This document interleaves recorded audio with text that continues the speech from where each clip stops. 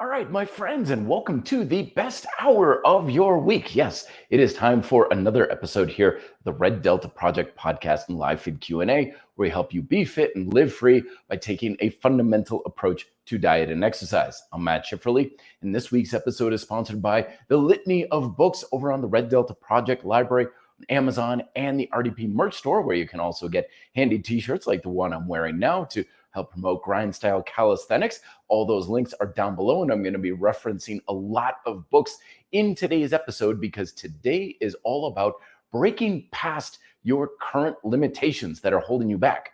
And this episode was sponsored by a number of experiences that I had over the past week. The first of one is when a friend of mine, we were kind of working out at the bodyweight gym that I work at Capra Bodyweight Training here in Denver. And he's like, well, Matt, how many dips do you usually do? And I was like, well, I kind of do around 10, maybe 12 dips if I'm warming up. And then if I can go that heavy, that many repetitions, I'm definitely going to go heavier if I want to really challenge myself adding weight, or I'll use progressive push-ups and so on. And he said, well, how many do you think you could do straight out? And I said, well, 10, 15 is pretty high rep for what I like to do. So I used to be able to get into the low to mid 20s, so maybe about 20 now, because I really don't do any high rep specific training. And he said, I wonder if you can get 30 dips. And I'm like, I have no idea. So later on that day, I was cleaning up and dip bar kind of caught my eye. I was like, you know what the hell? I'm just going to give it a try. Jumped on the dip bar, no warm up or anything like that. And yes, I banged out 30 repetitions. And that got me thinking about an article that just came out over on strongerbyscience.com that mentioned how a lot of people, when they are strength training, they did a meta-analysis and found that many people are actually training far lighter than they think they are. They think they're putting a good effort. They think that they're putting in the amount of work necessary to elicit some change.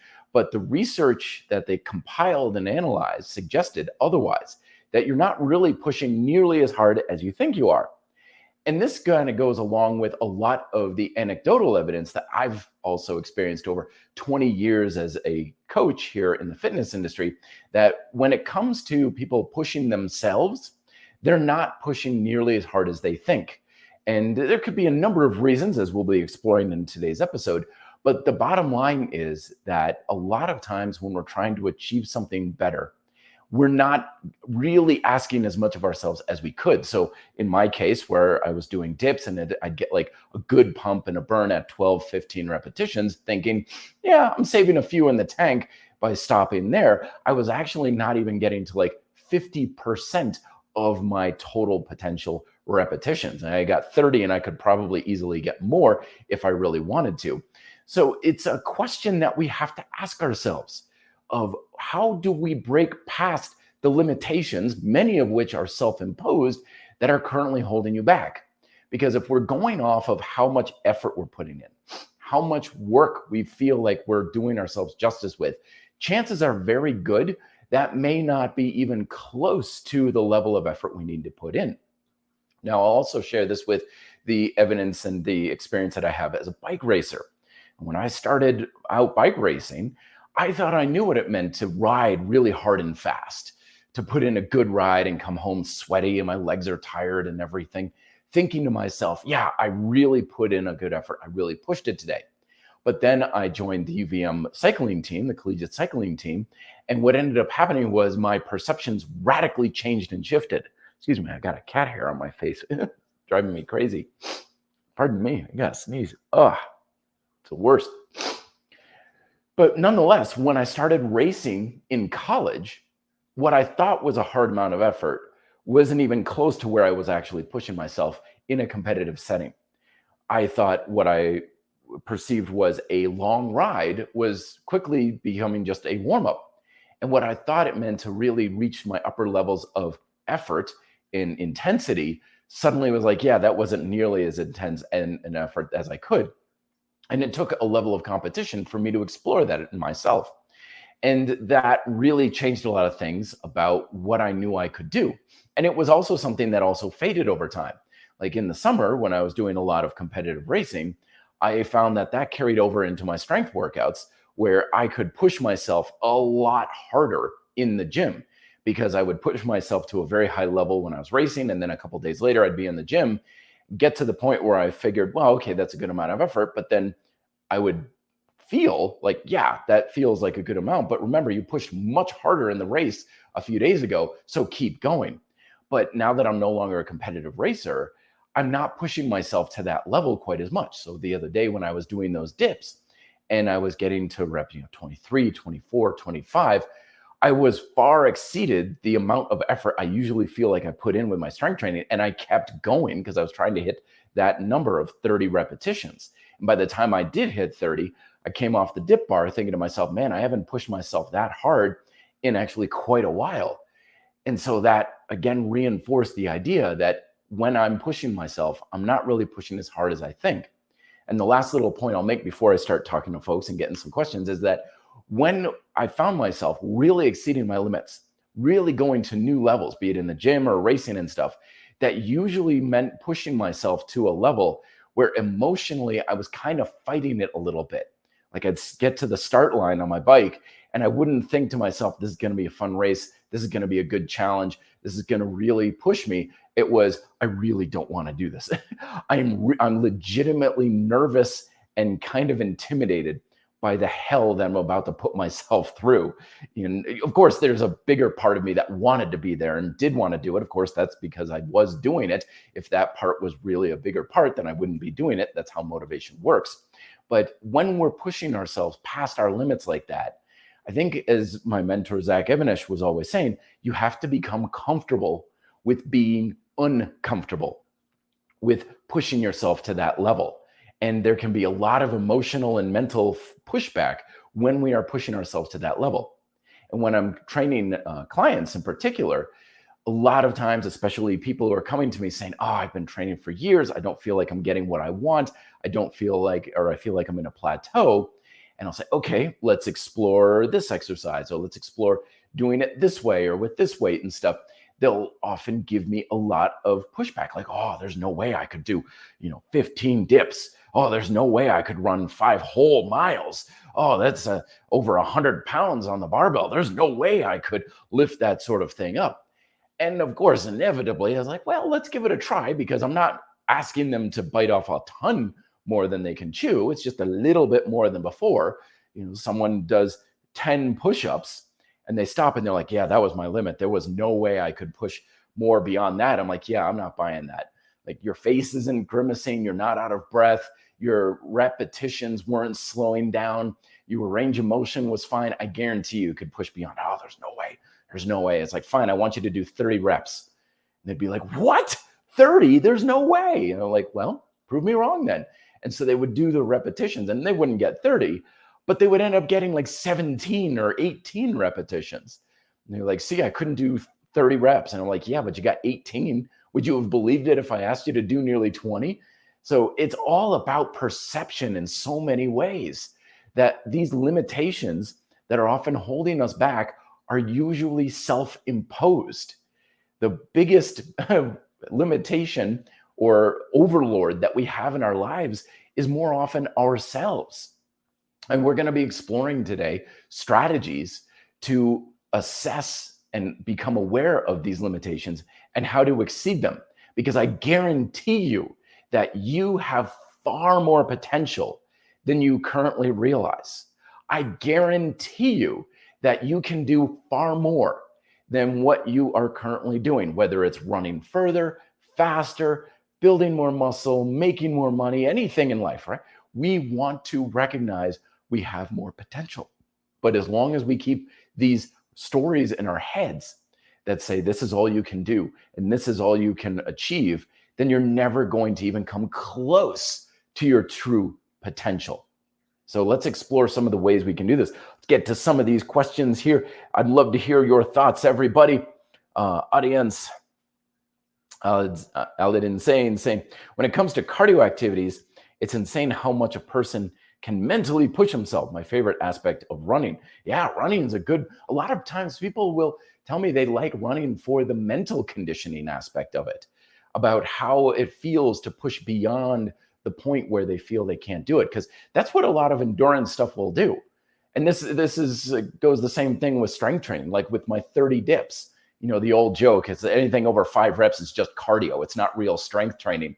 I wouldn't go, quite that far, but yeah, definitely. I generally recommend that if you're training for strength, no more than 10 repetitions or so.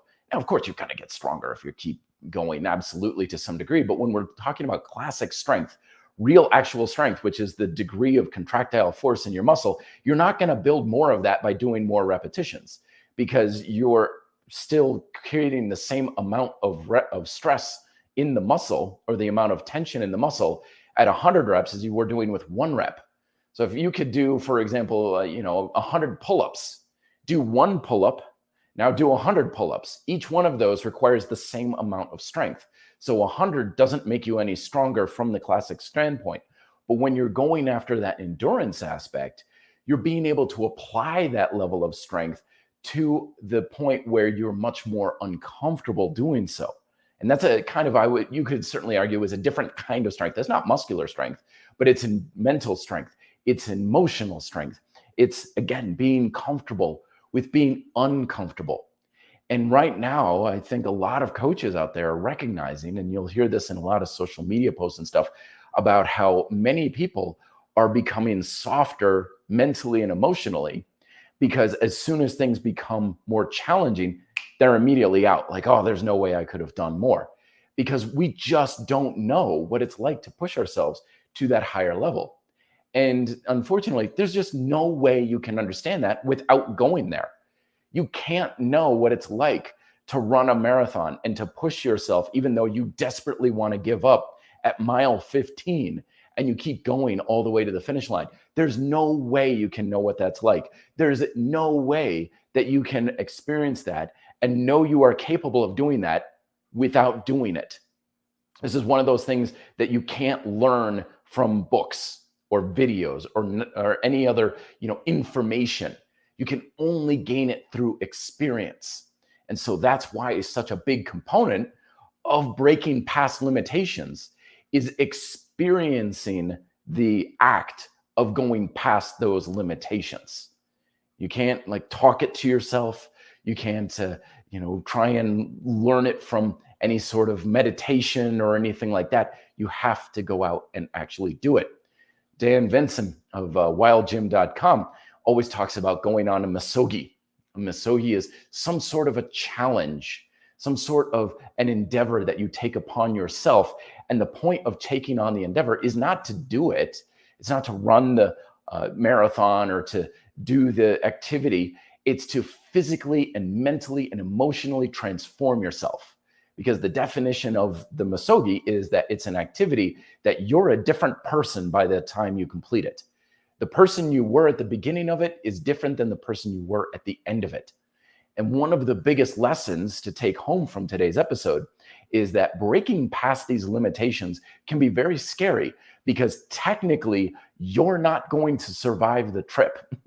When we're talking about real change in your life, real big changes in who you are and what you're capable of, and even in your body, know that the person you are now is not going to survive the journey. Changes like that are terminal.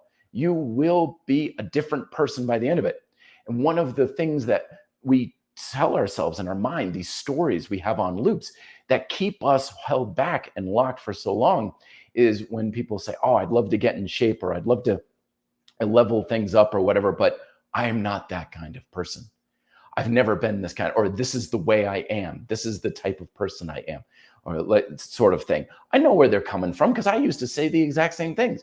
I used to not go and exercise and work out. I used to not take health and fitness seriously. I used to not be a very good student, because I'd see the people who would get A's and B's in school, and I'd think they're a different type of person. They're a different individual. I'm not that kind of person. And to a very large degree, I was 100% right. When I was getting C's and D's and struggling to pass tests in school, I would see people who were successful and think, I'm not that kind of person. When I saw people who would be strong and exercising and working out and being disciplined in their lifestyle habits, I would look at what I was doing, my junk food and my video games and everything, and I'd think, I'm not that kind of person. And I was 100% right. I wasn't that kind of person. I wasn't able to do those sorts of things. But eventually I started to want to desire to become a little bit more like that, to desire to no longer be the way I was, to be as lazy or as weak or as undisciplined as I was, or to be barely eking by with C minuses in my schoolwork and stuff. So I started to engage in more of the habits that I thought would make me the better student, the stronger athlete, the faster racer, whatever it was. It's like, okay, so if you want to be a different person, you have to act like that person. What do you think that person does? And it would just be little things at first. It doesn't mean you have to totally transform everything in your life, but I would start to engage in a few of these little things. And I found it wasn't really that hard. It's like, well, study before a test. Because I used to just not even study before a test. I used to assume, well, I'll just remember whatever the teacher was saying. I started taking better notes. I started to review things a little bit at the end of class, so it stuck a little bit more. And then I would get better grades. And I would think to myself, okay, it was a little bit more effort and work, but it honestly wasn't that hard. It wasn't like I was doing these monumental Mount Everest type challenges. It's like, oh, that's all it takes to do better in school. Oh, well, yeah, sure. And then over time, before I knew it, I was a different person. That Matt Schifferly that was failing tests and couldn't be bothered to work out and was eating nothing but, candy bars and stuff after school. Now I was eating, tuna sandwiches and fruit and everything, something a little healthier. I was a different person. I killed that previous Matt Schifferly. It was no longer suitable for me. Change is terminal. So one of the things to ask yourself is, are you holding on to who you are now too much? Are you holding on to your current limitations? I once attended a martial arts class, and the instructor was telling a student something to change or something, and the student gave him one of those lines of like, oh, I'm, not, like that, or I can't do that. I'm not that kind of person. And the instructor just challenged him on. It's like, so is that okay? Is that acceptable to you to be that kind of person? The guy was like, yeah, I guess not. And he was like, okay, then let's change and transform and upgrade you. As my own instructor for many years always said, only fight for the limitations you want to keep. Because you find that when you challenge someone's limitations, they will fight for them. They will hold on to them so fiercely. So you have to ask yourself, what are those limitations and why are you fighting for them so much? And there could be a very good answer to that too. There may be a good reason why you don't want to be stronger, why you don't want to eat better. It could be a lot of times people have a perception in their mind of what it means to be someone who's strong. A lot of times we have a negative connotation of someone who works out in the gym. And they had that Planet Fitness ad years ago where the big bodybuilder's walking through and he's acting like this big doofus, airhead, muscle-headed jerk to the guy who's showing him around Planet Fitness. And I saw that ad and I was like, they're not doing anybody any good service with that, because they're reinforcing kind of the stereotype of people who are big and strong are dumb and lumbery and inconsiderate and jerks and all this sort of thing. The fact of the matter is, I've been working in gyms for 20 years. Some of the biggest, strongest, most brutal animals you'll see in the gym are like big, cuddly teddy bears at the same time. They would be the best friends you'd ever had. But when we have these negative thoughts in our head of, oh, if I take my diet seriously, I'm going to be this stuck up, narcissistic, can't eat anything at a restaurant kind of, someone who's a social leper kind of thing. It's like, no, you don't have to. That's not at all what healthy eating is about. But if we have that negative perception in our mind, then we hold on to our current habits that are holding us back, our limitations, because we think it means turning into something that's bad, when in fact, it can be extremely good. Let's get to some other questions and comments here on the RDP community. Thank you so much for coming in, folks. Cobra's saying, whoop, sorry. As comment, I thought it said hi. It was something else. Excuse me. All right. Frog Motion saying, hey, Matt, just tuned in. I have questions that I hope aren't off topic today. Oh, ask anything off topic, my friends. I don't care what you ask me. This is what this is here for. This is the Red Delta Project podcast and live feed Q&A. You can ask me anything you want. Hopefully it won't be too risque that I'll, get all blushy and turn red in the face. But seriously, whatever you guys want to know, I am here to serve and provide as best I can. says with the questions, I like bands and isometrics, just very good. Just as with calisthenics, I don't see any reason why they shouldn't work as well as weights if they're smart and creative with your programming. What are you now on? Where are you now on this? Absolutely, because remember that when it comes to the results that you are producing, it doesn't come from the workout program you have or the tool that you use, the diet you follow. Remember, these are ideas that come from our current fitness culture, which is very much method based. Most of the advice out there in our fitness culture will say, if you want to get a certain result, you have to use the right exercise and the right diet and the right way to, sets and reps and all these sorts of things. But fundamentally, that's not how fitness works. No one ever got stronger by lifting weights. It never happened. No one ever got leaner by eating less junk food. It's never happened. Granted, people may lift weights and get stronger and think, that's because I lifted weights. No, it's not. When I was in college, I was an avid cardio junkie and I had an extremely low-fat diet. I was super lean and super fast. Was it because of the cardio and diet? Absolutely not. Those were merely the vehicles that I was using to influence the fundamental processes of fitness, which are truly responsible for the result you have. So as long as you're contracting those muscles progressively harder, you will get stronger. I don't care what your workout looks like. I don't care what exercises you're doing, and I don't care what tools you're using. If you're making your muscles contract progressively harder, you're getting stronger, because that's what strength is, progressive muscle tension. So use whatever you want, my friends. If you don't like a particular exercise or training style or something, and you don't have to do that to influence those processes, which is almost never, then kick it to the curb.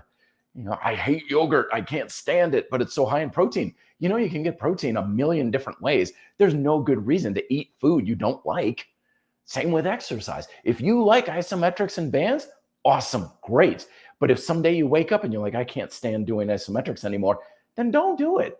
It's not that important of what you do. It's all about if you're hitting that fundamental stimulus. And if you're doing that, you're going to get the results you want every single time. So let's see what other questions. I know I skipped through quite a few here. Oh, I keep coming back to that one. I'm sorry. Andrus, sorry, saying, hey, Matt, what would your main advice is about losing weight as fast as possible in a healthy way? Thank you. Well, you're kind of a bit of a crossroads there, because weight loss in general is always seen as a threat for the most part to your body. And it really depends on your circumstances too, because the ability to get a fast result does heavily depend on where you're starting off. Like I used to train a good friend of mine who was over 300 pounds. And she lost 15 pounds in the first week that we were working, just from a few simple things. That's a lot of weight to lose real fast. 15 pounds in a week is insanely quick. But if you came to me and you're like, I got 30 pounds to lose, you're not losing 15 pounds that quickly. There's just no way. So a lot of it depends on where you're starting. A lot of it depends too on how much change you're willing to have. But always remember, when it comes to getting results, remember you can get big results, you can get fast results, and you can get easy results. Pick two. You can only have two. So you're always going to sacrifice at least one of those. I want big results and I want them real fast. Okay, then it's going to be hard as hell. And it's probably going to be extremely hard on mind, body, and lifestyle. Very, very hard. It's not going to be easy. You're going to feel like crap. Your lifestyle is going to be severely compromised in many ways. And you're mentally going to be very challenged, which is why you can't do it for very long. You're just not going to. And that's what usually people are striving for. I want to lose a lot of weight. I want to lose it very quickly. Okay, then it's going to hurt like hell. It's going to be like passing a kidney stone. It can be done. Oh, yes. But it's not a sustainable approach. So then you're just like, okay, if you're willing to go to hell, here's the thing you're going to do. I want a minimum of 10 to 15,000 steps a day. I want 8 hours of sleep.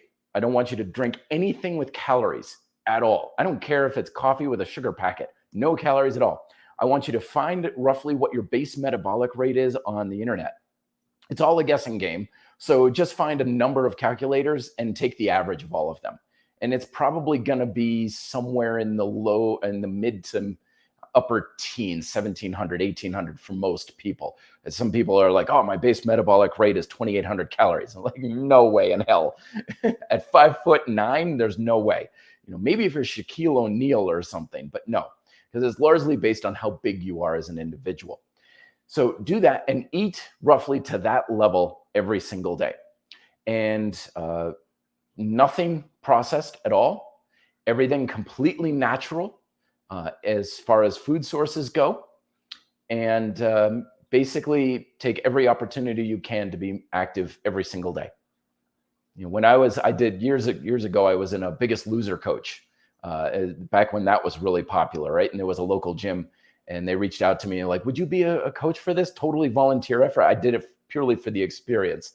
And it was a total shit show. But the bottom line is I told everybody, I said, I want you exercising a minimum of 3 hours a day. Now, it could be anything as far as activity. I didn't care what it was. Because again, when we're talking about a fundamental stimulus, you just need to burn calories. It doesn't matter what exercise you're doing. But I said, I want you active for a minimum of 3 hours a day. And it was hard. It was hard as hell. But they lost the weight relatively quickly. And they lost a good amount of weight. Did they continue the habits afterwards? Of course not. No one continued doing that. Out of I think there were 80 people in the entire contest. I think 2 people went and joined the actual gym. No one could keep it up because it was too hard. Very big, very fast weight loss just is not very healthy. Bottom line, it's going to be very hard. So a lot of people will start with that and get some quick results. But remember that in the long term, it has to be healthy. And if it's very stressful on mind, body, and lifestyle, I would argue it's not a healthy approach. So take that for your future endeavors there. Dan Osek is coming on saying, hey, Matt, when I do deadlifts at a certain angle with the Isomax, my lower back gets very sore, not the good kind of sore. Well, yeah, no good sore in the lower back. The lower back's a joint by my definition, my friends. Lower back is not something to work. That's like working your knees with lunges. Anyway, I digress. Should I lower the load at the same weight or change angles?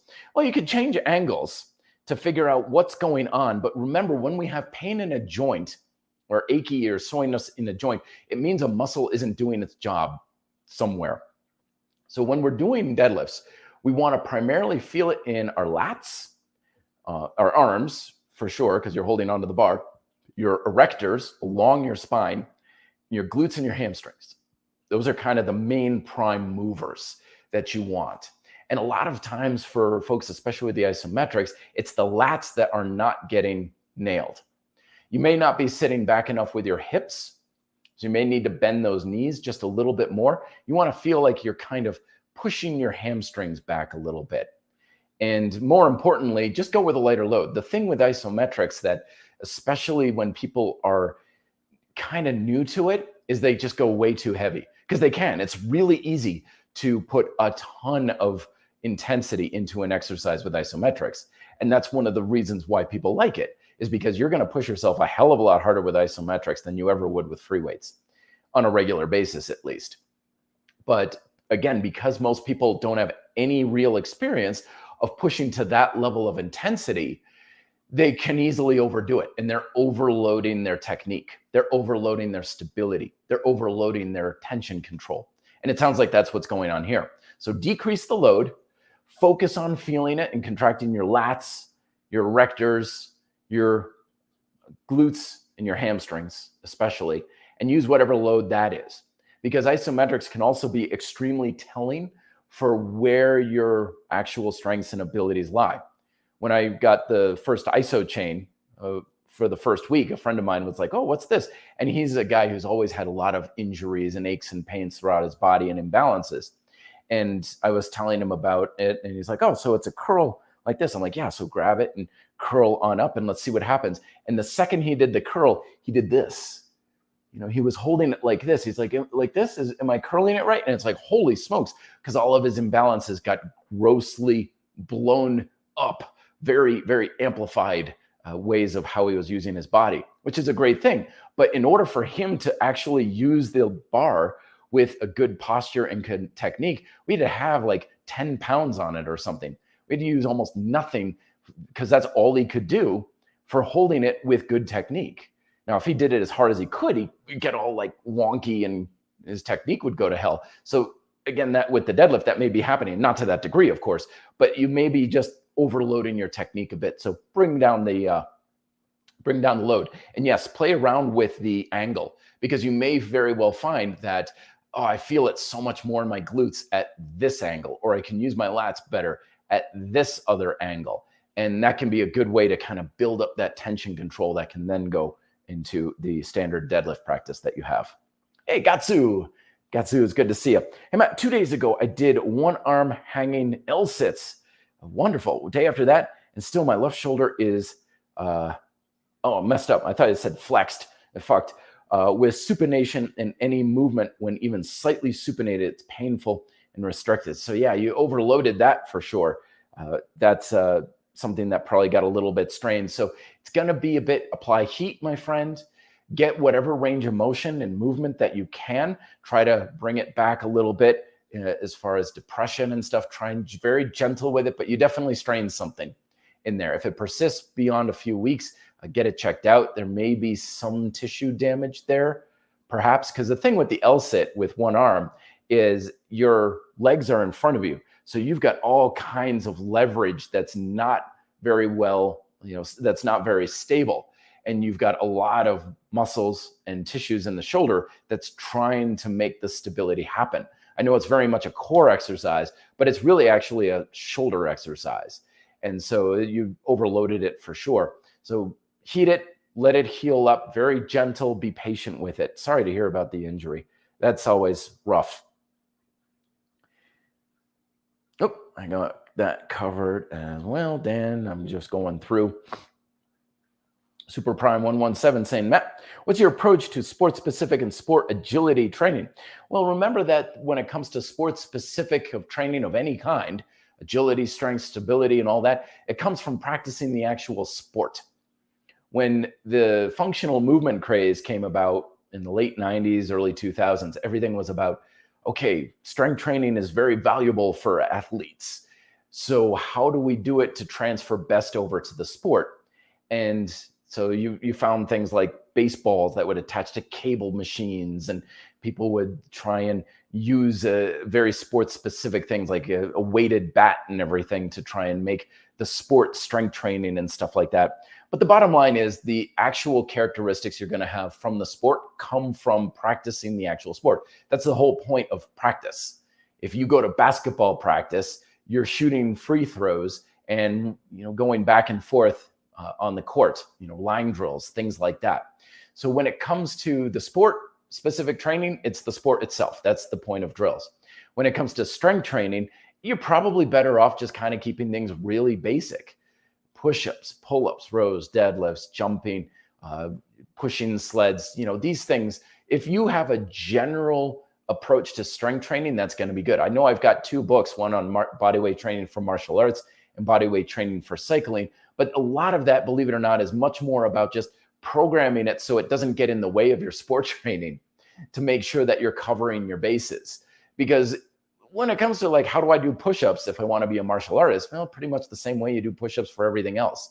There's not like a special Taekwondo style push-up that I recommend, or, a cycling style of squat. It was more just along the lines of, here's how you can organize your training so that you're not taking time off of your bike. Because that's probably the biggest challenge that a lot of athletes have, is they'll spend more time in the gym trying to do sport specific training than they are actually doing the sport itself.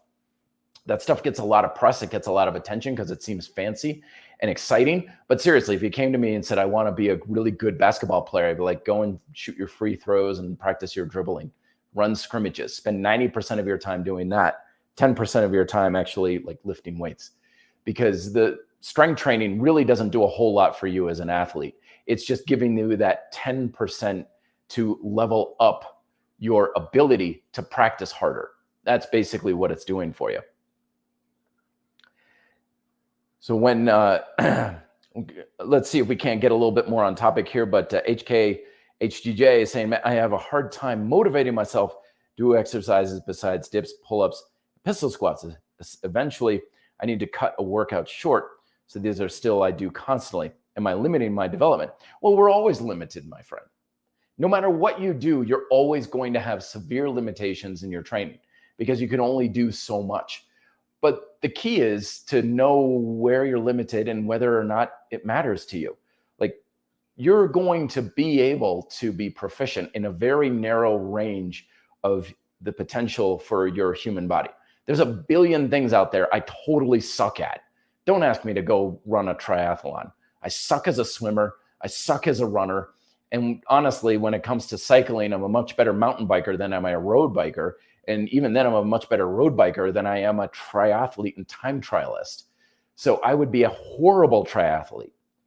But lucky for me, I'm not a triathlete. So it doesn't matter if I suck at running. It doesn't matter if I suck at swimming. And it doesn't matter if I'm much better at mountain biking because I'm not a triathlete. It doesn't really impact me very much. So when it comes to your limitations in your strength training, you're always going to be very limited in many ways. The question is, does it matter or not? Like, I can't bench press for crap for whatever reason. I don't know why, but anything to do with a barbell, I'm horrible at. I was terrible at it when I was doing bodybuilding style workouts. I went through like a powerlifting phase sort of thing. I was terrible at it then because I thought I'm finally going to like become decent at using barbell exercises. I got better, but was it good by anybody's standard? Absolutely not. I don't know why, but I just suck at anything related to a barbell. Like, don't even get me started on Olympic lifting. So those things I'm terrible at, probably always will be. But honestly, I just don't care because that has nothing to do with my health and fitness because I'm not a power lifter. Nothing about my fitness depends on how well I can use a barbell. So when you're looking at your program, the push, pull, squat, like what you have, which is what I recommended in my new ebook, Push, Pull, Squat. When it comes to general strength and muscle, that's going to be the bulk of what you're going after. Pushing, pulling, and squatting movements with whatever exercise and tool that you like. So are you limited? Absolutely. Does it matter? That's up to you. That's for you to decide. So I would say don't worry about it. If you have a short workout, a small workout, a very focused workout, great, no problem. Are you limited? Absolutely. But everybody is. You can't cover all of your bases very much. And when it comes to what you're doing, again, your motivation, like you said, I'm not motivated to do more. That's fine. Great. A lot of people aren't motivated to do a whole lot. So do whatever you are motivated for and don't worry about it. If it's holding you back and you're really frustrated by a lack of the progress and you feel like you really do need more, then the motivation to do more will come. But if you're not, then that tells me that you just honestly don't care, that it's not something that's worthwhile to you, in which case, great. That's perfectly fine. Always just be selective about what you're going after, my friends. You don't need to do it all. You just need to do what's important to you. So when we're talking about going after limitations, it's important to recognize that a lot of your limitations are in fact self-imposed. And there can be fun things that come from enacting on new challenges, like that 30 dips that a friend of mine gave me. It's like, can you do it? I don't know. I've never really tried that sort of thing before. So this can be a good way to kind of tease outside your comfort zone. If you're used to running a mile 2-3 times a week, what happens if you set a goal to run 5 miles every day? If you work out once a week, what if you do the thing every single day? If you're used to lifting a certain weight, what happens if you add 50%? I mean, that may not be feasible in some ways. Like, I wouldn't expect someone who's bench pressing 225 to suddenly be well over 300 or so. But, if you see someone, if you're doing pull-ups in the gym and you've got a 20-pound dumbbell on there, what about a 30? If you mentally and emotionally are kind of balking at this, like, oh, I don't really think I could do that, that could be a sign you're on the right track. It could be a sign that you're starting to push against some of those mental and emotional barriers that you've set up for yourself. Because we often are more limited in mind and our emotional orientation than our physical one. Our body can handle a lot of force and a lot of stress and a lot of workload. And what's the worst that could happen? Let me say you were doing weighted pull-ups with 30 pounds. And I was like, grab a 60. Like, I couldn't do a 60. There's no way. Prove it then. Show me that you can't do the 60. Now, of course, take safety into consideration. If you're doing 30 and you're like, I don't know, my shoulder's kind of getting a little wonky every time I go heavier, then yeah, listen to your body. Don't listen to me. But what's the worst that could happen? You'd hang from the bar, maybe come up about 3 inches, struggle for a second, and then be like, yep, that was it. I couldn't do it. It's like, okay, well, we gave it a shot kind of thing. But don't be afraid sometimes to enact these little fun challenges, to just give yourself a little bit more breadth in your awareness of what you can actually do. Especially look at the things you've been doing kind of regularly all the time. If you're used to doing 100 push-ups a day, make it 200, make it 500. Or you could go the other way. If you're used to doing 500 push-ups a day, try doing push-ups with someone laying on your back, or do it with, 80 pounds strapped onto you as a weight vest. Bottom line is, whatever you're doing for your challenge right now, greatly increase it or change it completely up. So if you're always going heavy, go super light with higher reps. Or if you go high reps, then go really heavy. Go completely in the opposite direction a little bit. If you're used to running 10 miles on the weekend, go to the local park where there's a good size hill and do hill sprints, and really gas out the legs when you're doing that. Go with the other direction. Because remember, fundamentally, all exercise is just time and intensity. So if you're going after a lot of time, try adding a lot more intensity. Or if you're using a lot of intensity, try going for a lot of time. It's going to be a very enlightening experience, I assure you. But the bottom line is, you're just getting out of that perception of what is normal and what you can do, to realize that what you think you can do and what is normal doesn't have to be that way. Let's get to some more focusing questions. Felix 2000 saying, hey Matt, do you think it's worth doing specific exercises for end range of motion on the pull-up to get the chest to the bar, such as isometrics or banded pull downs? I would say, yeah. This is a common strategy that bodybuilders, powerlifters, well, bodybuilders too, would sometimes use, where they'll just isometrically or use a really short range of motion in a sticking point, where you're asking your body to have a lot more strength at a certain point of range of motion. Because remember, with dynamic exercise, you need more strength to move your body at certain points in the range. If you're doing pull-ups and you're only getting your chest to the bar for the first few repetitions, and then you can't quite get your chest to the bar, that literally means you don't have the strength to do it. So focusing on the strength development in that specific way can be very beneficial. Absolutely.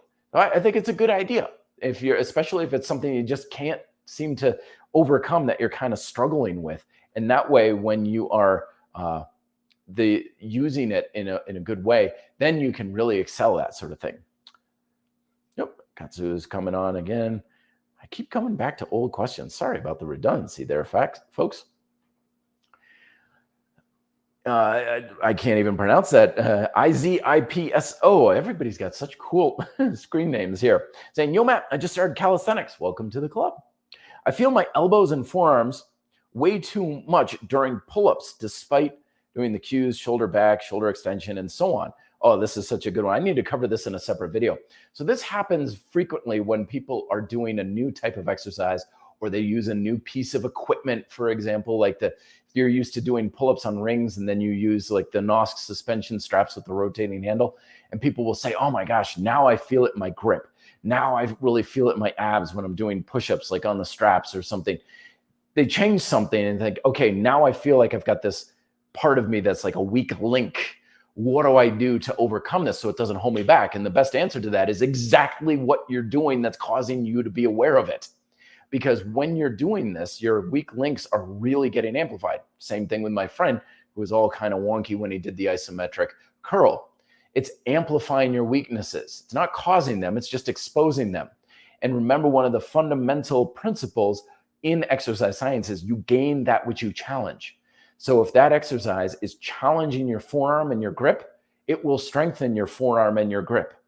If it's challenging your core stability or your ability to stand on one leg, it will improve your core stability and the ability to stand on one leg. So it's exactly the same thing you're doing right now.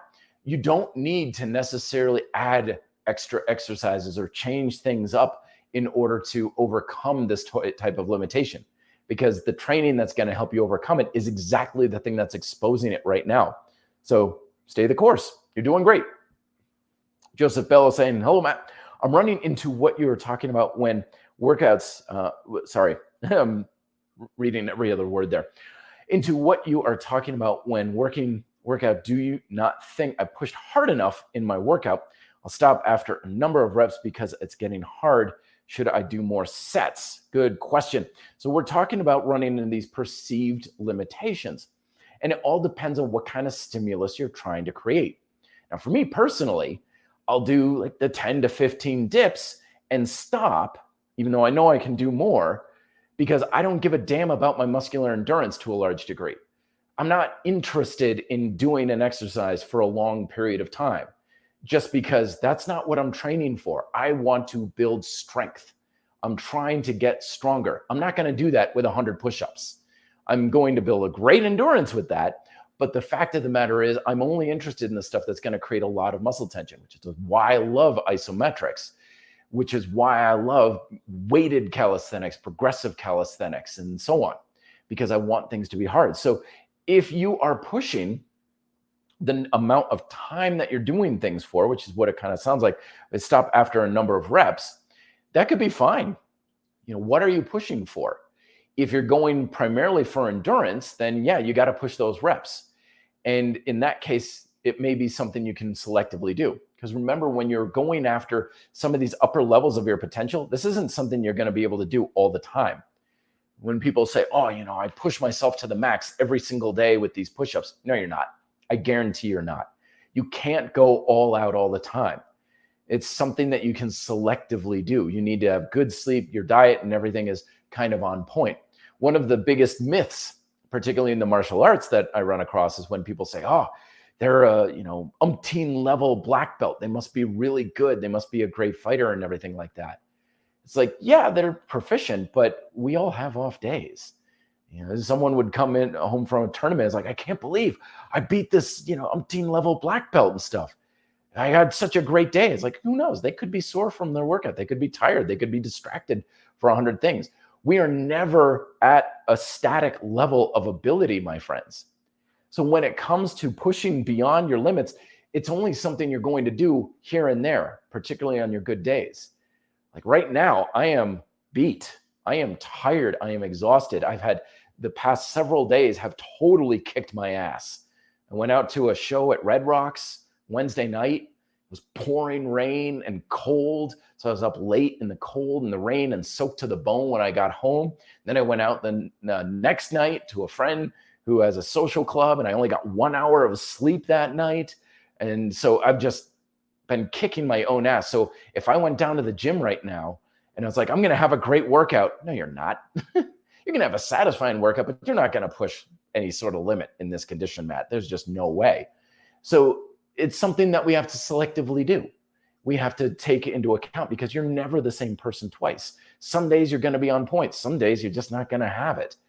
So again, when we're looking at this idea of I'm always pushing to a max level every single day with this type of workout, I guarantee you're not. There are days you can do way more than that because you're at your best.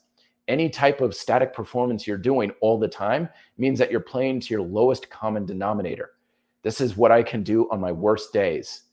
It's like, okay, that's great, but I guarantee you can far exceed that on your good days, and you're not taking advantage of that. So that was kind of a long way to go about it. But the bottom line is you don't need to do more reps if that's not in line with your goal. And if you want to really push yourself in the appropriate ways. Because remember, motivation wanes. If I'm doing push-ups and at a certain point, I'm like, okay, that's good enough. You don't have motivation to keep going, which probably tells me that trying to do more just is not important to you. It's not part of your goals. So don't worry about it. Don't put in effort that isn't worthwhile to you. That's not going to be something that is in line with your goals. So we're talking largely about breaking past limitations, which are largely perceived too. So one of the best ways you can do this is to expose yourself to new perceptions, oftentimes from other people. So this is something, again, back in my racing days, when I would tell people, yeah, I rode for a whole hour today. And people would be like, rode for an hour, that was it? Like we rode our bikes to Canada. That was an 8-hour ride. Like that was what we do here.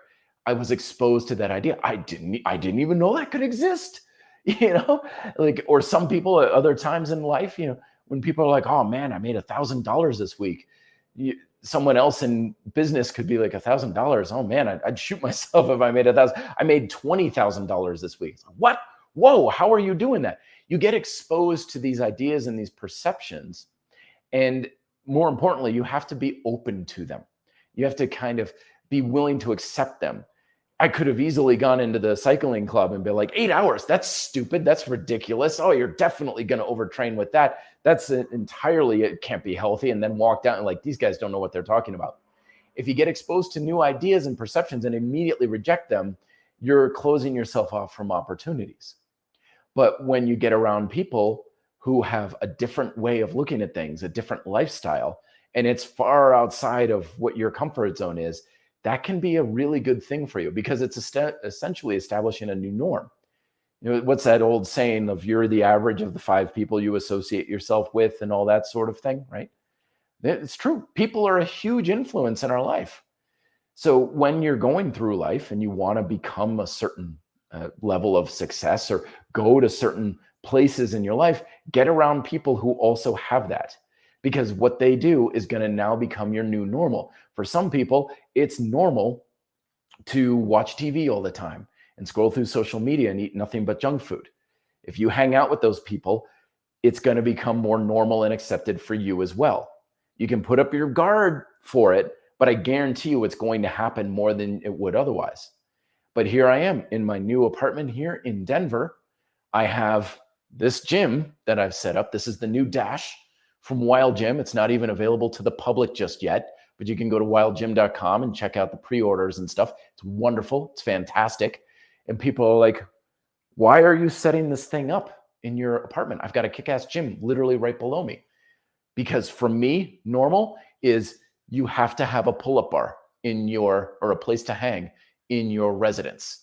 You have to have indoor plumbing, working electricity. I need a toilet. I need a shower, and I have to have a pull-up bar. That is a non-negotiable for me. That is a normal for me. Now I could just get a doorway pull-up bar, sure, but I like this a little bit better. But the bottom line is, what is normal for you? Because there's really no such thing as real normal. I know friends who, for them, normal is recreational drug use all the time. And I'm like, okay, that's fine for you. And I'll admit, I mean, I've never really done drugs in my life. I don't have any desire to, but I hang out with them long enough, like on a long trip or something like that. At the end, I was like, oh, that's kind of interesting. Maybe kind of nah, it's not really my thing, but it's chipping away at the back of my mind just because I'm hanging out with these people a lot. So when we are looking to level up our lives and break past our limitations, get around people who don't have those limitations. And for the love of God, don't hang out too much with people who do have them. If you're trying to lose weight, don't hang out with all of your friends who've struggled to lose weight all their life. Hang around with folks who are lean, who do eat healthy, and who have lost the weight. It's going to become much more normal because your whole frame of reference and your perceptions are going to change and shift. And in many ways, that's the biggest thing that's going to contribute to your success is the people you surround yourself with. Because if you're hanging out with people who just have nothing but junk food habits and drink all the time and think of going to the gym as some sort of like a excessive, a narcissistic waste of time, guess what is going to happen to you as well? So get around the right people, my friends.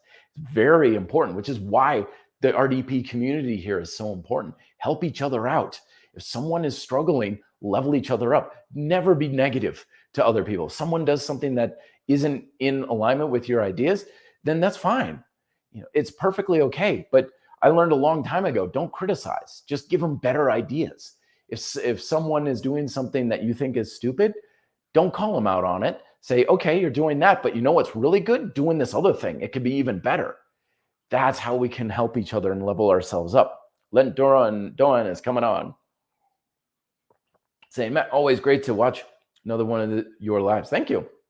Never missed a single one. That's impressive, my friend. What goals are you reaching for right now, fitness or not? Very good. I've got a lot of goals that I'm going after. Moving to Denver was one of them. I wanted to get closer to work and to friends. So this was a big milestone for this year. Working on my next book, Be Fit and Live Free, is another one. Working on getting my regular handstand push-ups nailed down, because my shoulders have always been very weak and lacked stability to a large degree. So one of my New Year's resolutions, I guess you could say, was to finally get an actual handstand push-up. Finally getting my ability to use my left leg well is another one, because my left hip is all kinds of way out of whack. So I've been really stretching and working my hips quite a bit more, and it's a long way to go, but that's something that I'm working on as well. And then the other goal that I had for this year was to get promoted to the next rank of black belt in Taekwondo. And just the other day, I got permission from my instructor to attend and be in the testing in November. So that looks like it's going to become a reality as well. So I've got a lot of things that I'm working on here. Joseph Bello is saying, Matt, I changed my workout a little, trying to keep simple with compound movements so as not interfere with any martial arts training, speaking of. So any suggestion to push more, but keep it short on simple workouts? Yeah, generally intensity, my friend. Intensity is one of the greatest things when it comes to keeping things short, sweet, and simple. Remember, volume and intensity are always kind of counterbalanced from one another. So people are like, oh, I pushed with so much intensity and I did a 3-hour workout. No, you didn't. You cannot have volume and intensity. I sprinted this marathon. No, you didn't. You ran or jogged that marathon. And it's funny how even the human psyche kind of goes along with this, because when it came to the isometrics, like using the isomax here, right? Theoretically, you can go with time and intensity with isometrics, because you can put 100% effort into it regardless of the duration. So I could be like, all right, 100% effort for 30 seconds. Here we go. And it would give me a quantifiable metric. But a couple of weeks ago, I did an experiment and I was like, I wonder if I just use a shorter time duration, if I'll put more effort into and force into the bar. Because theoretically, it shouldn't matter how long that duration is. Max effort is max effort with isometrics, regardless of the duration. But nonetheless, if I was only going to hold for 5 seconds, I would definitely create a lot more force in the bar. It's like there's a subconscious part of me that says if you're going for duration, just don't have as much intensity. Even if you're trying for it, you're just not going to have it. So have short workouts, but focus on intensity. So heavier weight, harder techniques. And I'm talking about real intensity, not intensity of effort. Doing 1,000 push-ups is not intense as far as the actual muscle tension goes. That's intensity of effort. And intensity of effort will come from doing a lot of anything. I went to Japan when I was 17, walked around Kyoto for like 18 straight hours. And by the end of that, I could barely walk up a flight of stairs. I was so exhausted. That was intensity of effort. Was that intense? Not at all, because I was only walking. If I sprinted up a flight of stairs here at my new apartment complex, that would be a lot more intense, the entire 18 hours of being in Japan, even though it would take me 10 seconds, because it's shorter duration, very intense. So go with intensity, keep it short, and don't feel like you have to burn yourself out either. Exercise isn't necessarily always effective because you burn yourself out and make yourself tired. You could do one-arm push-up and be like, oh yeah, I really felt that, and get far more out of that than 100 push-ups, because the intensity is higher and you're not burning yourself out as much. And that's going to have probably more carryover into your martial arts training as well. And it's like, well, what about endurance? Go for longer rounds and free sparring. Endurance for martial arts comes from challenging your endurance in the martial arts. Let's see what else I can. Oh, Frederico's in. Good to see you. Hey, Matt, do you think that the mental aspect is what limits us most? Probably. And this is what I was talking about when it comes to perceptions. When I work with new people, sometimes a lot of the limitations are mental. Oh, we're going to do push-ups in this way. I can't do that. Oh, we're going to have more weight. I can't do that. And a lot of times these limitations are further built and reinforced with time too. It's funny how the more experienced people are in fitness, or the older we are, the more limitations we tend to have. I worked very briefly in New Hampshire at a gym that catered to adults 55 and over. So, seniors and things like that. And man, They were some of the most stick in the mud, stubborn individuals I'd ever worked with when it came to asking them to level up just a tiny bit, right? So they would be leaning back on a suspension straps and they would be doing their reps and they'd be talking to me like I'm talking to you now. And it'd be like 20 reps or so. And then I'd be like, okay, great. So because I usually, when asking people to work out, I'm like, show me what you normally do, like what your sort of thing is. Well, I do rows like this. It's like, okay, great. And how does that feel and everything? Yeah, feeling this and everything. It's like, okay, so we're going to have you move forward about 1.5 feet, add a little bit of resistance kind of thing. And the look on their face would be as if I asked them to saw their own arm off. They'd be like, oh, I can't do that. Oh, that's ridiculous. There's no way I could handle that. They're literally going forward like the smallest degree. And they're like, there's no way. Like, I can't handle that. I'm, 58 years old. It's like, I'm not asking you to move Everest here. Of course, I'm not taking that attitude. But it was a very enlightening thing to me about how these individuals had spent so long of much of their life and their training career. We're talking decades of doing things the same way, that asking them to level up even just a little tiny bit was so far outside their comfort zone, and it was all in their head, 100%. Because inevitably, of course, they would try it and they'd be like, that's hard, but they'd still get 15 reps. And I'd be like, okay, that was more intense, but we'll be going heavier and stuff. They're like, that was pretty heavy. I'm like, no, you got 15 reps. It's not heavy if you're getting 15 reps. I'm talking like being able to get like 6, twice that sort of thing. And it was all a mental game. It was 100% a mental game. So when we're talking about limitations, most of the time your body is not what's holding you back, unless it's an injury or something like that. Your body is more than capable of more than you're giving it. But it's your mind and your emotional state that's probably going with something that is holding you back. Let's see. A lot of conversations back and forth. Super Prime 17. When I do throwing, my elbow shoulder hurt. When I do throwing, my elbows shoulder hurt. When I run, my knees hurt sometimes. However, when I do light leg extension for high rep or light curls for high rep, the pain goes away. Why is this? You're turning on muscles that aren't engaging to begin with. Remember that stress in a joint means a muscle somewhere isn't doing its job. You're not turning it on well enough. And when we were speaking about age earlier, this is also another thing that comes about with age, because sometimes we lose that tension control just through our normal activity and our daily activities. And one day you wake up and it's just your lats just don't turn on the way they should, or your biceps aren't engaging the way they should, or what have you. So something about those exercises is engaging the muscle and getting things turned on that isn't happening with the compound movements. Pain is usually a misalignment of force going through the body. And so when you've got those single joint things going on, you're achieving that alignment. And so if you can warm up with that and then do the compound movements, sometimes that can be very telling as far as what you're doing. So if you do the leg extensions and then you do your squats, how does it feel? Are those muscles engaging more? Are they turning on more? Are your knees in a different alignment or track or something? What's different? It's very fun to kind of play detective with this sort of thing. Like, oh, I do it this way and it hurts. I do it this other way and it feels fine. One of these things is not like the other. What is different? And that's one of the things you want to just kind of pay attention to with exercises in general. Like, okay, I did push-ups today and my chest was on fire. And I did push-ups in the next workout and I barely felt it in my chest at all. Why was that? Something happened. Something was going on. Or, oh my gosh, I got a new PR on pull-ups today.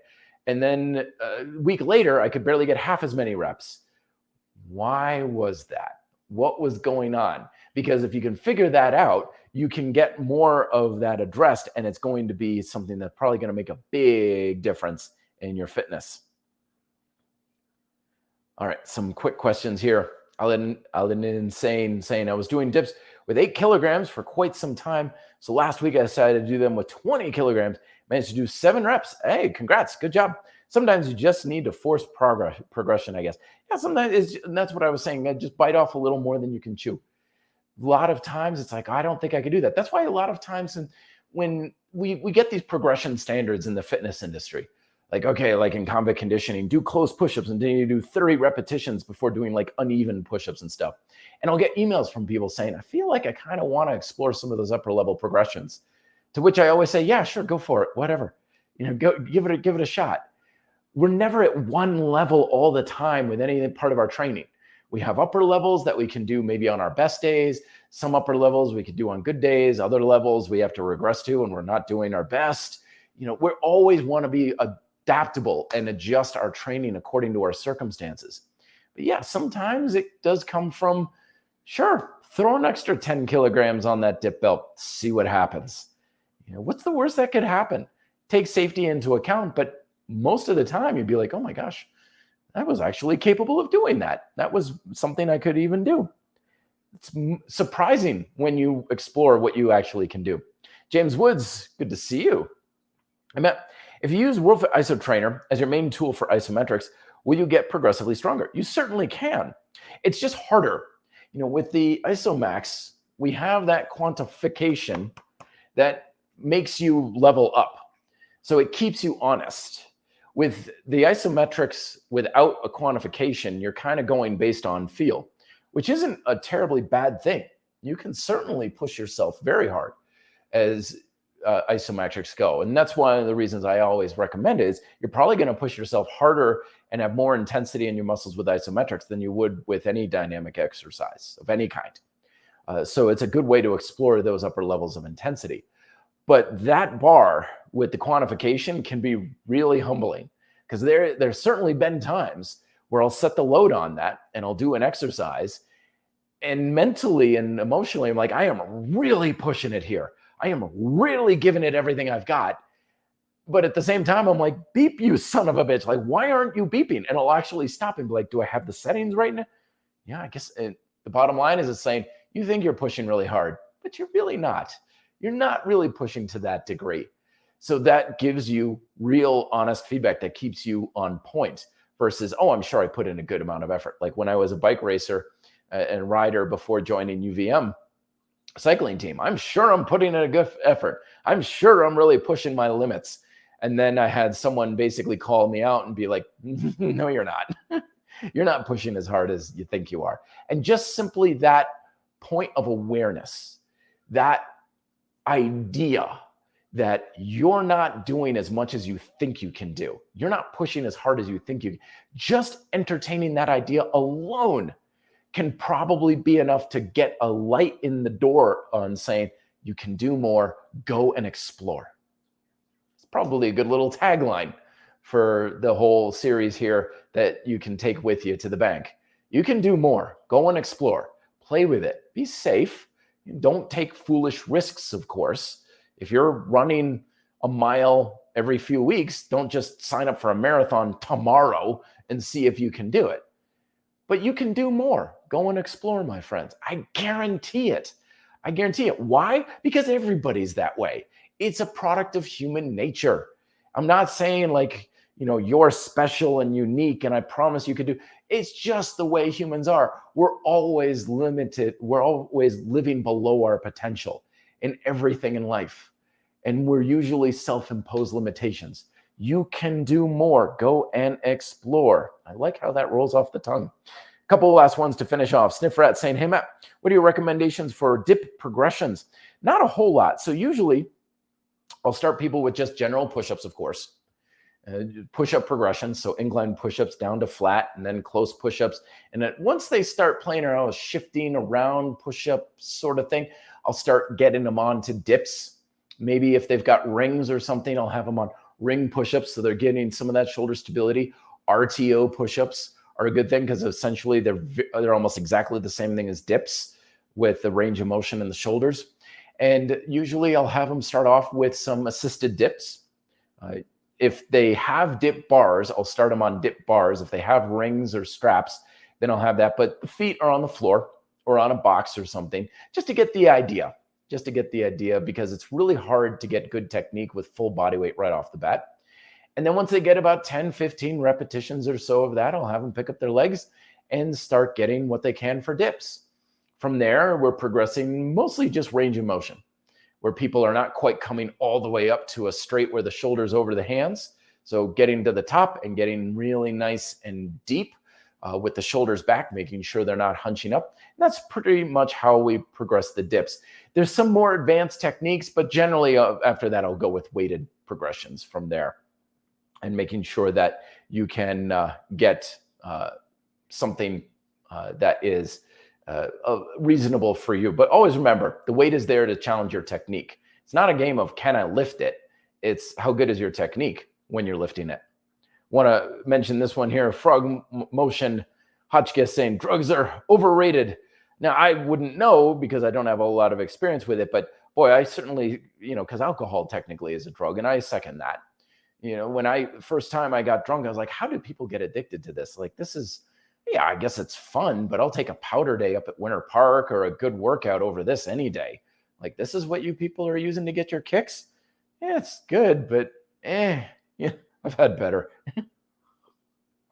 And I've long suspected that would be the case with drugs as well, where it'd be something of like, oh, this is what you guys are all excited about? Whatever. I hope that's the case, but I'm not willing to experiment and try it out. Bottom line is I value high energy and feeling good too much. Spring NR saying, hey, Matt, I'm 70. Congrats. Out of shape and new to the Isomax. What time and intensity to start? Romanian deadlifts versus regular deadlifts to start. Also, would Turkish get-ups be okay for a change of pace? Oh, I like the Turkish get-ups, especially where you're at there. You're just getting a lot of different things from that. So a lot to unpack here. Let's get to this real quick. So if you're new to the Isomax, if you have the Ultimate Isometrics Manual from Paul Wade and the Dragon Door research team, start there.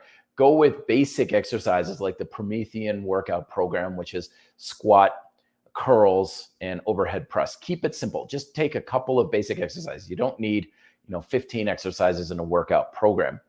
Start with modest loads, something that you can hold, I would say, with a good consistent beep for a good 10 to 15 seconds, and then gradually increase as you see fit. Don't go quite all out, especially if you're kind of, quote, out of shape. Of course, what the heck does that mean?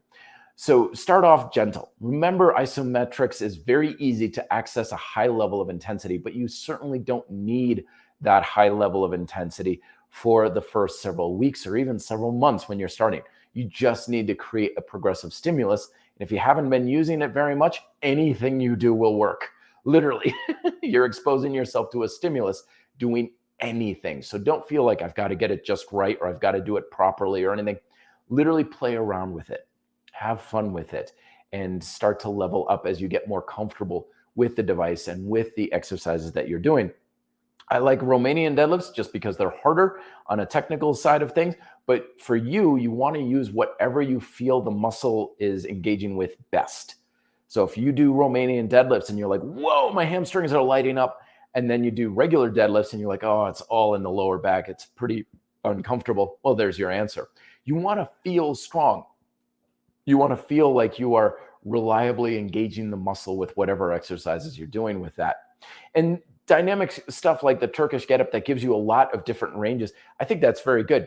Don't feel like you need the Turkish get-up with a lot of weight and stuff. When we learned Turkish get-ups in the RKC, we did them with a cup of water on our fist to really hone in our technique. But that is certainly an activity I highly recommend getting personalized instruction with, because it's a very technical exercise.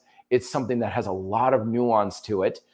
And it's going to be so much harder to learn it from like a YouTube video or something like that. See if you can elicit a trainer, a coach, or a school or something in your area to get some one-on-one instruction with it. You're going to get far more out of it if you have that one-on-one instruction. And that just goes for even kettlebells in general. I know Turkish get-up is usually done with kettlebells, but I mean, you could do it with anything. You don't even need anything. You do it just body weight. Hold a pillow in your hand or something. It's not something you need a specific tool for. But I think especially as we're getting older, we need to explore using our body in all of those different angles and shifting and moving around.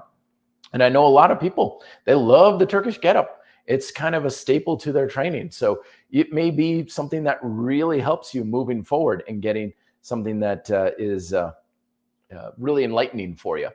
And then, that's, again, you can do more. Go and explore.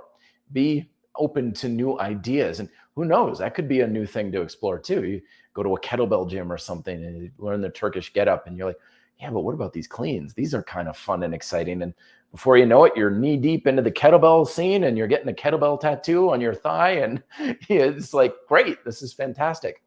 Life is meant to be explored, folks. Same thing with fitness. Don't limit yourself to your own shores and your own perceptions. I think we've all experienced this with, growing up in the Northeast. For me too, you'd run into these individuals. They're like, yep, I was born in this town. I was raised in this town. I've lived my whole life in this town. I'm going to die in this town. Okay, great. But you do know the world's a really big place. I'll end this with this story. I was delivering a piece of equipment to a celebrity in Vermont, of all things. Tim Daly was on that show Wings and a couple of other sitcoms and stuff like that. And I was showing up. I was like, oh, great. Another like Hollywood, LA actor type who wants to move to Vermont and live the rural life. It was the total opposite of that. He comes out in duck boots and flannels and everything. He's been living in Vermont for decades. He's got his own farm and everything. And at the time, I was living in Vermont. And again, thinking to myself, I'm going to live and die and here in Vermont. I'm Vermont but at the same time, Colorado and getting out west was kind of calling my name. And I asked him about it. He's like, oh, you're not going to be a complete human being if you live in the same place your whole life. He's like, you have to get out. You have to move around. You have to experience new things because you just don't know what's out there. And because of that, your perceptions of everything else is also going to be artificial too. It's like, if the only thing you know about skiing out west is from ski movies, you don't know what it's really like to ski out west. So he's like, yeah, you got to get out there. You have to move. And that was literally a turning point. Was like, I think I need to move out west. Here I am in Denver. So, all right, folks, I got to run and skedaddle and go forth. But I hope you can break past some of the limitations that you've self-imposed that are holding you back, because you deserve more. You can do more. You got into this whole fitness thing to grow and develop and become more than you currently were or are. And that's always possible. I guarantee it. So go forth, my friends. Do more, explore, and break past those limitations that are no longer serving you. I'll talk to you folks next week. Till then, be fit and live free.